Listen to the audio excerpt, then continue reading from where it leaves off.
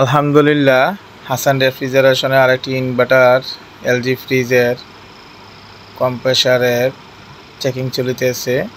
Compressor তেল সারে। এটি একটি ইনভার্টার রেফ্রিজারেটর এলজি।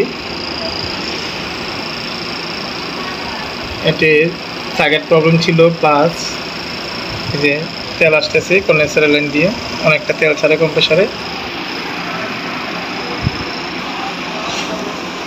অনেকটাই তেল ছাড়ে কম্প্রেসারে। এই ফ্রিজটিতে কন্ডেন্সারটিতে তেল থাকার কারণে তার মাঝে যে ডাস্ট আছে, যেহেতু লোহার কন্ডেন্সার, সেটা ধরা যায় না প্রথমত।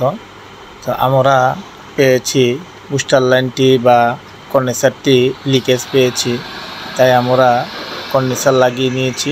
তবে আমরা কন্ডেন্সারটি লাগিয়েছিলাম, কিন্তু কন্ডেন্সারটি ইনশাআল্লাহ আমরা পরে খুলে রাখবো। কন্ডেন্সারটি আমরা এখনও ফিটিং করিনি।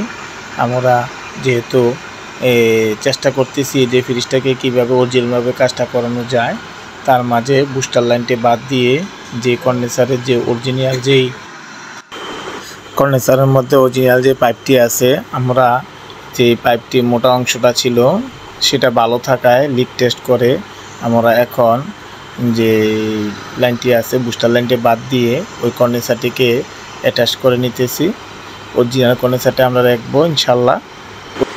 যেহেতু কন্ডেন্সারটি বাদ দেওয়ার কারণে বডির মধ্যে জং আসবে, তাড়াতাড়ি বডি ঘামবে, তাই আমরা পরবর্তীতে চিন্তা করে দেখলাম যে কন্ডেন্সারটি না লাগিয়ে অরিজিনাল যে কন্ডেন্সারটি আছে, যে বুস্টার লাইনটি আছে, এটাকে বাদ দিয়ে, যেহেতু বুস্টার লাইনটি পরিমাণে যে চিকন হয়, পাইপের মধ্যে চিকন এবং মোটা আছে, তো সেই ক্ষেত্রে আমাদের যে টেকনিশিয়ান ভাইরা আছেন তারা বুঝতে পারবেন।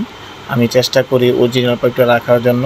সে অরিজিনাল পাইপটা রাখার কারণে কিছু জয়েনিং করে নিতেছি আমরা কন্ডেন্সারের বুস্টার লাইন এবং যে হিটিং লাইন আছে, হিটিং লাইন থেকে যে কন্ডেন্সারের যে ডিসচার্জ লাইন আছে, ডিসচার্জ প্রেসার থেকে যে লাইনের মাধ্যমে যে পানিটাকে শুকায়, যেহেতু নো ফ্রস্ট ফ্রিজ, নো ফ্রস্টে প্রচুর পরিমাণে ড্রেন মধ্যে পানি আসে, সেই জন্য বুস্টার লাইনটা রাখতে হবে জরুরি।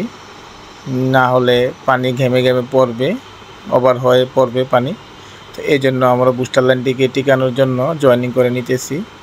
আলহামদুলিল্লাহ, মোটামুটি লিক টেস্ট করে আমরা পেয়েছি।